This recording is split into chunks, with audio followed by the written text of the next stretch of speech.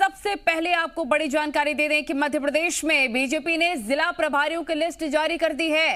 प्रदेश अध्यक्ष वीडी शर्मा की सिफारिश के बाद ये लिस्ट जारी की गई है। इसके साथ ही प्रदेश प्रभारियों के कामों का बंटवारा भी कर दिया गया। इसके अलावा एससी और ओबीसी बाहुल संभागों पर भी मोर्चा प्रभारी बना दिए गए हैं। पार्टी ने भोपाल शहर की जिम्मेदारी महेंद्र सिंह कुशवाहा को और ग्रामीण का प्रभार अमिताभ चपड़ा को सौंपा है। इसके अलावा अनुसूचित जाति मोर्चा के लिए पंकज जोशी को नर्मदापुरम संभाग की ओर से हरिशंकर खटीक को शहडोल संभाग की जिम्मेदारी दी गई है। इसके साथ ही ओबीसी के लिए रणवीर सिंह रावत को रीवा संभाग का प्रभारी बनाया गया। पार्टी ने युवा मोर्चा में प्रदेश के महामंत्री कविता पाटीदार को भोपाल और भगवान दास सबडानी को इंदौर संभाग का प्रभारी बनाया गया। संगठन ने किसान मोर्चा में प्रदेश उपाध्यक्ष जीतू चिराती को ग्वालियर की और महामंत्री शरतेंदु तिवारी को जबलपुर संभाग की जिम्मेदारी दी गई है। वहीं पर सीमा सिंह को जादौन महिला मोर्चा की जिम्मेदारी दी गई है। ये कुछ बड़ी जिम्मेदारियां दी गई हैं, ये हम आपको बता रहे हैं। आने वाले चुनावों के मद्देनजर कोई कोर कसर अब बीजेपी कांग्रेस दोनों ही हालांकि छोड़ना नहीं चाहते हैं। इसको लेकर पूरी तरह से पार्टी अलर्ट नजर आ रही है। कुछ तब्दीलियां की गई हैं, हम आपको बता रहे हैं। मध्य प्रदेश बीजेपी ने जिला प्रभारियों की लिस्ट जारी कर दी है। इस पूरे लिस्ट में कुछ बड़े नाम भी जो हैं शामिल होते हुए नजर आ रहे हैं। आकाश हमारी रिपोर्टर तमाम जानकारी साथ लाइव जुड़ गया। आकाश, आने वाले चुनावों के मद्देनजर पूरी तरह से तैयारियां पार्टी की तरफ से कर ली गई है, चाहे वो जातिगत समीकरण को साधना हो, चाहे प्रभारियों की लिस्ट जारी करना हो, हर मोर्चे पर पूरी तैयारी बीजेपी की। बिल्कुल नंदिनी, जिस तरह से कोरोना धीरे धीरे खत्म हो रहा है तो अब राजनीतिक सरगर्मियां तेज होती जा रही हैं। आने वाले समय में मध्य प्रदेश में नगरीय निकाय चुनाव है, पंचायत चुनाव है, उपचुनाव है और 2023 की भी तैयारियां अब पार्टी करने लगी है, क्योंकि भाजपा संगठन और सत्ता को साथ लेकर चलने के लिए मानी जाती है। इसीलिए कल ये जो सूची जारी हुई है इसमें ओबीसी और जो पिछड़ा वर्ग है उसे साधने की पूरी कोशिश बीजेपी की ओर से की गई है। 2023 की तैयारी और उपचुनाव, नगरीय निकाय चुनाव और पंचायत चुनाव की तैयारी इससे कहा जा रहा है, क्योंकि अगर आप प्रभारियों पर नजर दौड़ाए तो हरिशंकर खटीक एक बड़ा नाम है जिन्हें शहडोल संभाग की जिम्मेदारी दी गई है और ये आदिवासी इलाका है, जो पिछड़ा इलाका है। तो ऐसे नेताओं को चुना गया है कि जो नाराज हैं उन्हें भी मनाया जाए और जिनकी अच्छी पकड़ है जिस इलाके में, जो क्षेत्र में, उन्हें बड़ी जिम्मेदारी दी गई है।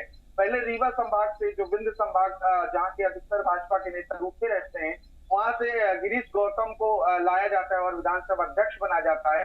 तो वहां अब कौन मेंटेन करेगा, इस बात का बीजेपी ने बहुत ध्यान रखा। इसलिए रीवा संभाग में रावत जी को जिम्मेदारी दी गई है और पिछड़ा वर्ग को साधने की पूरी तरह से कोशिश की गई है। लगातार पिछड़ा वर्ग के वोट बैंक को साधने की दोनों ही पार्टियां कोशिश कर रही हैं। बीते दिन भोपाल में बड़ा प्रदर्शन भी हुआ था। कांग्रेस अपने आप को उनका हितैषी बताती है तो बीजेपी भी उसी तरह से प्रभारियां नियुक्त कर रही है। तो पूरी तैयारी उपचुनाव की कही जा सकती है। भाजपा हमेशा संगठन को मजबूत करने के लिए मानी जाती है और समय समय पर ऐसे परिवर्तन भाजपा में होते रहते हैं। ठीक है आकाश, आप बने रहिए, लगातार आगे भी आपसे अपडेट्स हम लेते रहेंगे। कुछ बड़ी जिम्मेदारियां सौंपी गई, उसके बारे में हम आपको जानकारी दे रहे थे। आगे बढ़ते हैं। एमपी में उपचुनाव की जंग में शिवराज के 15 महीने बनाम कमलनाथ के 15 महीने की सियासत तेज हो गई है।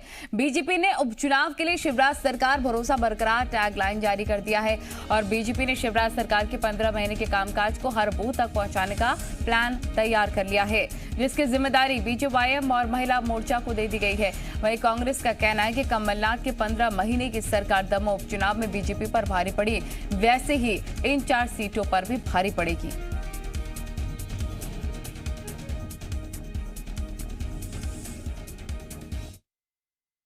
इसके लिए पार्टी ने व्यापक तैयारी की हुई है। संगठन के स्तर पर हमारा नीचे तक का काम है। 65,000 बूथों पर जब हम काम कर रहे हैं तो उसमें ये सारे क्षेत्र भी सम्मिलित हैं और तेजी के साथ काम करना। इसमें सारे हमारे पार्टी के जितने भी मोर्चे हैं, प्रकोष्ठ हैं, इन सब लोगों को अपनी अपनी भूमिका का निर्वहन करना है, क्योंकि सभी को साथ में लेकर के मध्य प्रदेश को अगर हमने जिस तरीके से भाजपा की सरकार ने कायाकल्प किया है और बेहतर तरीके से हम परिणाम दे सकेंगे, क्योंकि ये उपचुनाव भी भारतीय जनता पार्टी को और आगे बढ़ाने में 15 माह की उपलब्धियां जो शिवराज सरकार की है कि माफिया तंत्र, जिस शराब माफिया जनता की हत्याएं कर रहा है, वो लोग जो आदिवासियों को जमीन में गाड़ने का काम कर रहे हैं।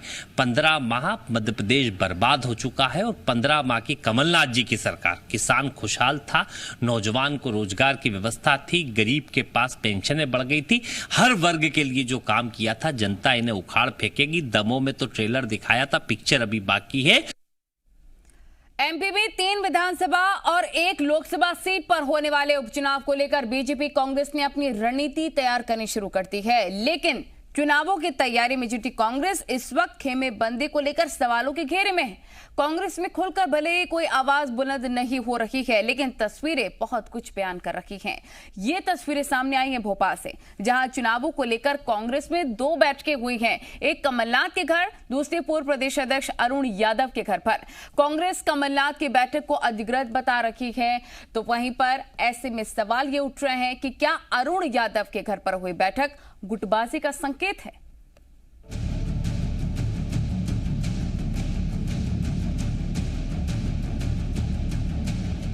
मध्य प्रदेश में 3 सीटों पर विधानसभा और 1 सीट पर लोकसभा उपचुनाव होने हैं।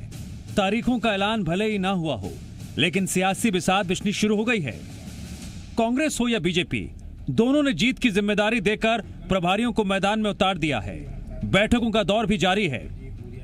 इसी कड़ी में कांग्रेस के प्रदेश अध्यक्ष कमलनाथ के बंगले पर नेताओं का जमावड़ा लगा। कमलनाथ ने नेताओं को नसीहत दी, कहा चुनावों में जीत चाहिए तो हवाबाजी की राजनीति के साथ साथ हवाबाज नेताओं को छोड़ना होगा। कमलनाथ की बैठक में जोबट, रेगांव, पृथ्वीपुर विधानसभा सीटों के साथ खंडवा सीट के नेता मौजूद रहे, लेकिन फिर भी कांग्रेस की चुनावी रणनीति सवालों के घेरे में है, क्योंकि कमलनाथ की बैठक में ना तो पार्टी के पूर्व प्रदेश अध्यक्ष अरुण यादव मौजूद थे, ना ही उनके भाई और पूर्व कृषि मंत्री सचिन यादव। एक बैठक कमलनाथ के घर चल रही थी तो दूसरी अरुण यादव के घर, और अरुण यादव के घर से जो आवाज बुलंद हुई उसके सुर कांग्रेस के लिए अच्छे तो नहीं सुनाई दिए। वो हमारे नेता हैं और कांग्रेस के स्थापित नेता है और कांग्रेस परिवार में अपना एक दबदबा शुरू से बनाए रखे हैं और आज भी कांग्रेस के प्रति समर्पित। कमलनाथ से अलग अरुण यादव की बैठक के मायने कई हैं, सवाल भी हैं, और सवाल ये, क्या निर्दलीय विधायक सुरेंद्र सिंह शेरा की दावेदारी से अरुण यादव खफा हो गए हैं? दरअसल अरुण यादव और शेरा को धुर विरोधी माना जाता है। अरुण यादव इशारों में खंडवा पर दावेदारी ठोक रहे हैं, तो सुरेंद्र सिंह शेरा ने कमलनाथ की बैठक में अपनी पत्नी के लिए टिकट मांगकर जीत का दावा कर डाला। हर चीज को बहुत अच्छे से जानते हो क्योंकि आप में असीम क्षमता है हर मामले में। इस बार आप मेहरबानी करके खंडवा लोकसभा का जितना आप सर्वे करना चाहे सर्वे कर परीक्षण करवाए, और जो कार्यकर्ता, जो अंतिम व्यक्ति, जो गरीब व्यक्ति, जो कांग्रेस जिसके पेट के अंदर शरीर में, उससे पूछो आप सबको लड़ाना। चुनाव पर एक पार्टी की एक रणनीति होती है, लेकिन कांग्रेस में अलग हवा बहती दिखाई दे रही है। लिहाजा बीजेपी ने चुटकी लेने का मौका नहीं छोड़ा, तो कांग्रेस का अपना तर्क है, साथ ही निशाने पर बीजेपी। कभी कमलनाथ दिग्विजय सिंह एक हो जाते हैं, कभी दूसरे नेता एक हो जाते हैं। पूरे देश भर में जो कांग्रेस की आज दुर्दशा है वही हाल यहाँ है। उनमें बहुत झगड़े हैं, विवाद है, और इस कारण से वो लड़ते रहते हैं। हमारा उनके विवाद से कोई विषय नहीं है, लेकिन यदि वो ऐसा लड़े तो जनता देख रही उनको, और उनको खंडवा उपचुनाव वो कभी जीत नहीं सकते। खंडवा का चुनाव तो भारतीय जनता पार्टी चुनाव जीतेगी। हमने अरुण यादव हो या दिग्विजय सिंह जाके लड़े, कोई भी होगा, सबको हराएंगे। लेकिन जो पार्टी की बैठक है, जिस विषय की बैठक है, वो कमलनाथ जी के घर पे हुई है और अधिकृत बैठक है, क्योंकि प्रभारी जी ने बैठक बुलाई थी।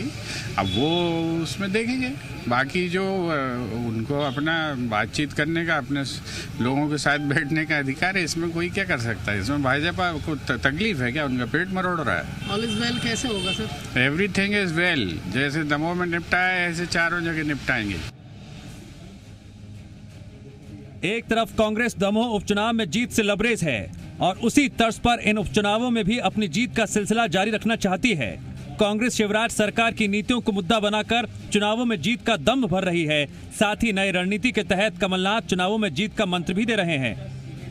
लेकिन सवाल ये है, कांग्रेस घर के अंदर सुलगती चिंगारी को कैसे शांत कर पाएगी? प्रमोद शर्मा, जी मीडिया, भोपाल। कोरोना की दूसरी लहर कमजोर पड़ने के साथ ही मध्य प्रदेश में स्कूल खुलने लग गए हैं और अब कॉलेज खुलने की तैयारी की जा रही है। प्रदेश में सितंबर से कॉलेज खोलने की तैयारी हो रही है और इसी के मद्देनजर प्रदेश के राज्यपाल ने प्रदेश के विश्वविद्यालयों के कुलपतियों से बातचीत की है। इस बैठक में DAVV, Jiwaji university, Rani Durgavati university, Barkatullah university समेत 10 यूनिवर्सिटीज के वाइस चांसलर शामिल हुए, जिसमें कि राज्यपाल ने सभी कुलपतियों को छात्रों के हितों में लापरवाही नहीं करने की हिदायत दी। आपको बताएं कि प्रदेश में सितंबर से कॉलेज खोले जाने की तैयारी की जा रही है और इसके लिए अगस्त से दाखिले शुरू हो जाएंगे। आकाश, जी मीडिया रिपोर्टर तमाम जानकारी के साथ हमारे साथ जुड़ गए। आकाश, स्कूल खुल रहे हैं, धीरे धीरे बच्चे पढ़ने के लिए जा रहे हैं, कॉलेज भी अब खुलने वाले हैं, लेकिन ये सुनिश्चित करना होगा कि 100% वैक्सीनेशन स्टूडेंट्स का हो जाए कॉलेज वाले। बिल्कुल, देखिए अभी स्कूल मध्य प्रदेश में खुले हैं, फिलहाल 50% क्षमता के साथ स्कूल संचालित किए जा रहे हैं और अब सितंबर से कॉलेज खोले जाने की भी तैयारी की जा रही है और इसमें ये नियम लागू होने वाला है कि जिन बच्चों का वैक्सीनेशन हुआ रहेगा उन्हें सर्टिफिकेट के आधार पर अंदर प्रवेश दिया जाएगा। अगस्त से एडमिशन शुरू होंगे, लेकिन इसके पहले नवनियुक्त राज्यपाल 10 विश्वविद्यालय के कुलपतियों से बातचीत करते हैं, उनके साथ बैठक करते हैं और उन्हें ये हिदायत भी दी जाती है कि छात्र हितों का पूरी तरह से ध्यान दिया जाए और किसी भी प्रकार का अगर विलंब होता है तो विलंब के लिए जिम्मेदार व्यक्तियों पर कार्रवाई भी की जाएगी, सख्त एक्शन लिया जाएगा, उन्हें बख्शा नहीं जाएगा। ये नवनियुक्त राज्यपाल ने चेतावनी भी दी है और इसे हिदायत भी दी है कुलपतियों को कि बच्चों के भविष्य के साथ किसी भी प्रकार का खिलवाड़ नहीं होना चाहिए और उनके जो काम है, जो छात्र के लिए काम किए जाते हैं, उसमें देरी नहीं होनी चाहिए। इसी विषय को लेकर ये बैठक हुई है राज्यपाल के साथ रानी दुर्गावती विश्वविद्यालय और बिल्कुल आकाश, क्योंकि पढ़ाई भी जरूरी है और कड़ाई भी बहुत ज्यादा जरूरी है। बहुत शुक्रिया आकाश तमाम जानकारी साझा करने के लिए। मध्य प्रदेश में स्कूल खुल चुके हैं। 26 जुलाई से प्रदेश भर में 11वीं और 12वीं की क्लासेस लगनी शुरू हो गई है, जबकि 5 अगस्त से 9वीं और 10वीं की क्लास शुरू हो जाएगी। स्कूल शिक्षा मंत्री इंदर सिंह परमार ने कहा कि 5 अगस्त से पहले सभी शिक्षकों और स्टाफ की वैक्सीनेशन पर सरकार का फोकस है। ऐसे में प्रदेश भर के निजी और सरकारी स्कूलों से शिक्षक और स्कूल स्टाफ के कोरोना वैक्सीनेशन के आंकड़े मांगे गए हैं। सरकार ने साफ कर दिया है कि स्कूलों में सिर्फ उन्हीं शिक्षकों और स्कूल स्टाफ को एंट्री दी जाएगी जिन्हें कोरोना की वैक्सीन लग चुकी है। 5 अगस्त से 9th और 10th के लिए भी क्लासें इसी प्रकार से हफ्ता में 4 दिन ऐसा सब प्रारंभ करने वाले हैं 50% उपस्थिति के साथ में। हम धीरे धीरे उसको बढ़ाएंगे।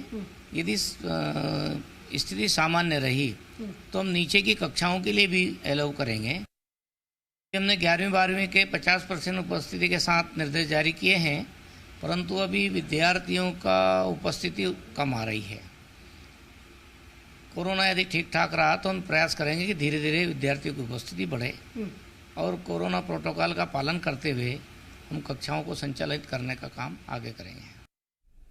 सीएम शिवराज सिंह चौहान दिल्ली के दौरे पर हैं। यहां पर उन्होंने कई केंद्रीय मंत्रियों से मुलाकात की। कल सबसे पहले सीएम शिवराज सिंह ने केंद्रीय कृषि मंत्री नरेंद्र सिंह तोमर से मिलकर कई अहम मुद्दों पर चर्चा की, बातचीत की।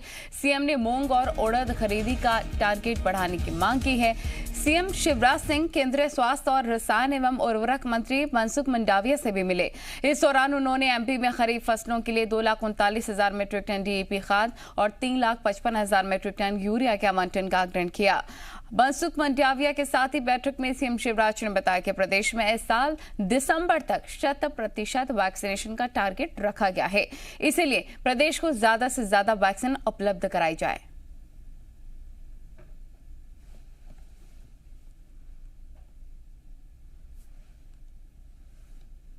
मैंने उनसे प्रार्थना की पर्याप्त मात्रा में किसानों से मूंग की खरीदी की जाए ताकि उचित दाम हमारे किसान को मिल सके। उन्होंने भी समस्या के समाधान के लिए मुझे आश्वस्त किया है, क्योंकि ये दुगनी आय किसानों की करनी है तो अगर ज़्यादा फसल लेते हैं तो 2 से 3 करते हैं तो भी उत्पादन बढ़ता है, उसके कारण आय भी बढ़ती है। कुल मिला के आज मेरी 3 यूरिया की डिमांड हमारी 10 लाख मीट्रिक टन थी, जिसके अगेंस्ट हमको 6,45,000 मीट्रिक टन यूरिया मिला है, कमी नहीं आई है।